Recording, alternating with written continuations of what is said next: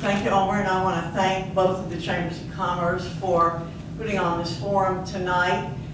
It's a good way to allow people to understand a little bit more about the issues that are involved in this election. I grew up in Avery County, moved there when I was 6.5 years old. Grew up in a house with no electricity, no running water. Was blessed when I was 14 years old for my family to move into a house with electricity and running water.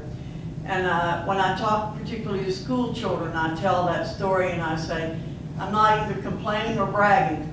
I'm just saying that we live in the greatest country in the world where a person like me who grew up in extreme poverty has the opportunity to use her talents for the good of other people. And my goal is to keep our country that way. I want everybody to be able to use his or her talents to the highest and best ability. And that's what I work on. My record is out there for everybody to see. I have a conservative track record, and the work I've done for North Carolina and the constituents of the 5th Congressional District, it's there. Most of you don't have to guess where I stand on the issues. Most people know where I am. My reputation is of fighting for conservative principles and of working hard on behalf of every single constituent in this great district. I'm proud of the accomplishments we've made, particularly over the past couple of years, whether it's reforming workforce development programs, simplifying and reforming our tax code, improving our national security, or pursuing policies that have created record job growth. We've made real, tangible progress. Congresswoman Foxx. Well, we did a great job with the Tax Cut and Jobs bill last year with getting a lot of people off the tax rolls. First of all, we cut taxes for all but the top 10% of earners in this country. So we did a great job. Between North Carolina and the federal government, many more people are not paying any taxes, not completing any tax forms now. And I think we've done a pretty good job. But I am a co-sponsor of the Fair Tax, HR 25. I've been a co-sponsor of the Fair Tax since soon after I went to Congress. It wasn't my first term there. But that is a way for people to be able to pay the same taxes.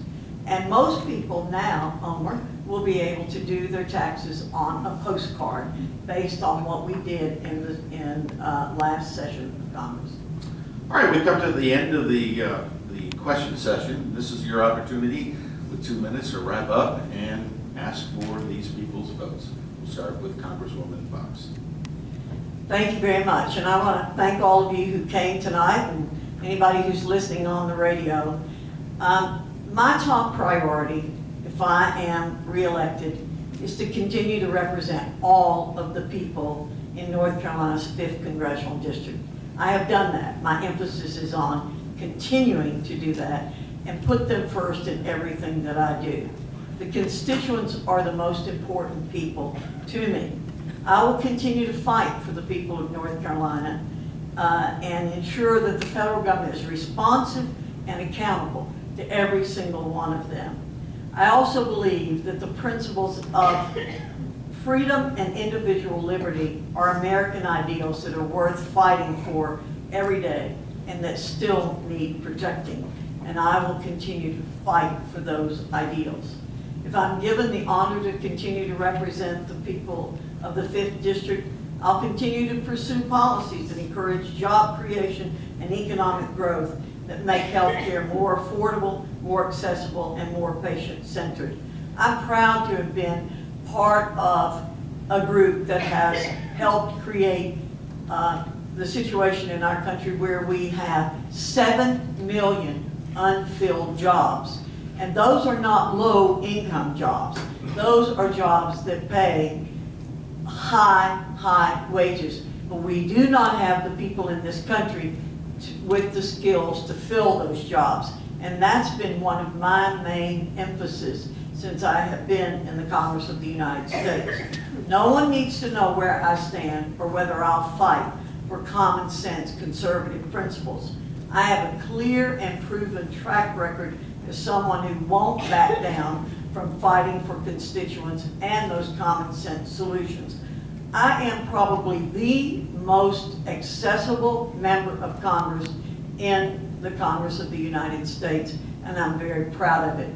I'm honored to serve and look forward to another term. Thank you very much. Dee Dee,